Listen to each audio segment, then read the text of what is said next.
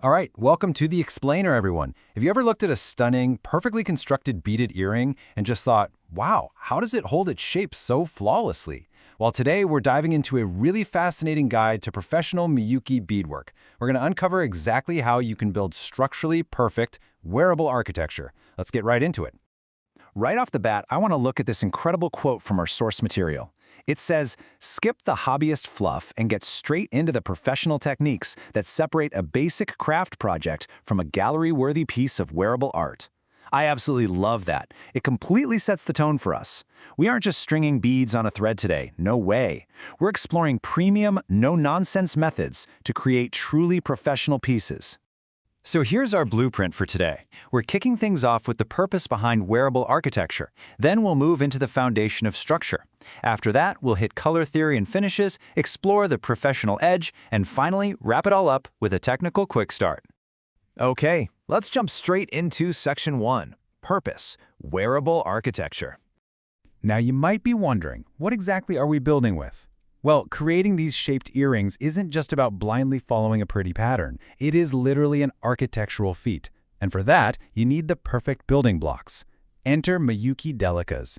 These are perfectly cylindrical Japanese glass beads, and they actually lock together just like tiny little bricks. Their core purpose? It's not just to look pretty. They are specifically designed for maximum precision and structural integrity. Just like a bricklayer needs perfectly squared bricks to pour a foundation and build a straight wall, as an artist, you're going to rely on these delicas to construct a flawless miniature building that's meant to be worn. It's a total game changer. Moving right along to Section 2, the foundation of structure. Okay, so now that we know what our building blocks are, we've got to talk about tension control. Because these delicas literally lock together, finding your tension is a super delicate balance. If you're too loose with your thread, you end up with this gappy, unprofessional look where the thread shows through. And honestly, the structure is just visibly weak. But on the flip side, if you pull too tight, and we've all been there, the beadwork aggressively curves inward.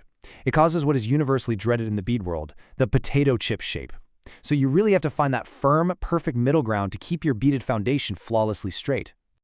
And speaking of building, let's look at the engineering differences between two really popular techniques, brick stitch and flat peyote. Now, brick stitch, that is the absolute gold standard for shaped pieces, things like diamonds or triangles. Why? Because it naturally allows you to securely increase or decrease your beads along the edges, letting you build up complex angles safely. Flat peyote, on the other hand, well, it's way faster if you're making flat rectangular tapestries for sure, but it really risks exposing your thread on the turns at the end of your rows if you aren't incredibly careful. So, long story short, if you're building shaped facades, brick stitch is absolutely your best friend. All right, let's look at the outside of our building in Section 3, color theory and finishes. When it comes to the exterior of our structure, there is one absolutely mandatory rule you have to follow. Always use Duracoat galvanized finishes for your earrings. Think about it. Earrings are handled constantly, and they sit right against the skin. If you use standard finishes, you're creating a structural vulnerability where the color can literally just rub off over time from skin oils and perfume. I mean, imagine spending 10 hours building a masterpiece, only to have that brilliant silver or gold completely disappear in a week. No thank you. Duracoat is what protects your architectural investment. It's also super fascinating how these finishes actually affect the way light plays on the piece. Matte beads, they kind of absorb light to create this visual frame around the edge. Meanwhile, shiny or luster beads, they totally pop out to catch the eye. By strategically mixing these matte and shiny finishes together, you can actually create this incredible optical illusion of three-dimensional depth, built right into a surface that is perfectly flat. It's basically magic. Let's step inside and look at some pro secrets in Section 4, the professional edge.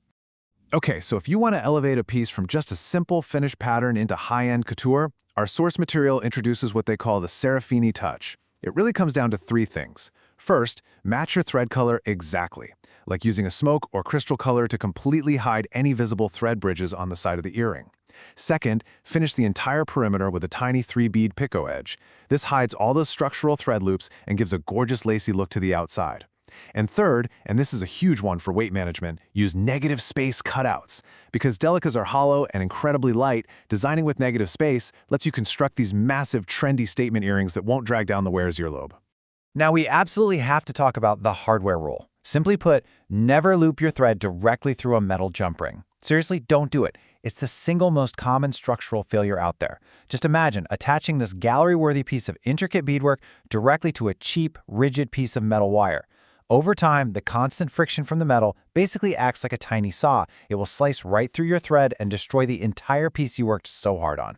So how do we fix it? Well, we follow these exact steps to make sure the roof of our structure is just as secure as the foundation. Step 1. Insert a metal wire guardian, or a thread protector, to completely shield your thread from that metal jump ring. Step 2. Build a seamless 4 to 6 bead loop right at the top of your design. This integrates the hook totally naturally. Doing this creates a really secure, perfectly finished transition from your delicate glass architecture straight into the rigid metal hardware. Problem solved. And finally, let's wrap up with Section 5, the technical quick start. To get you started right now, let's run through a quick technical cheat sheet for your materials. For your beads, use size 11/0 delicas as your standard for the main structure, or you can drop down to the tiny 15/0s for complex micro details. For thread, you're going to want to use a strong fire line like a 4-pound or 6-pound test to get that nice rigidity. But if you need the beadwork to drape, switch to a softer KO or 1G thread. A size 10 or 12 tulip beading needle is perfect because it allows for multiple, smooth passes through those tiny little beads. Oh, and this is absolutely crucial. For any fringe, switch to Miyuki rounds.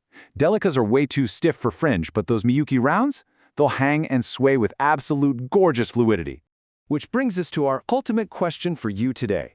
Are you ready to pick up the needle and build your very first piece of wearable architecture? You've got the professional blueprint now. We know exactly why perfectly cylindrical delicas are your essential building blocks. We know how to pour that flawless foundation with the proper tension, and you've got the inside secrets to make your pieces last a lifetime. Thank you so much for hanging out with me for this explainer. Now take these skills, get into the studio, and go build something absolutely beautiful.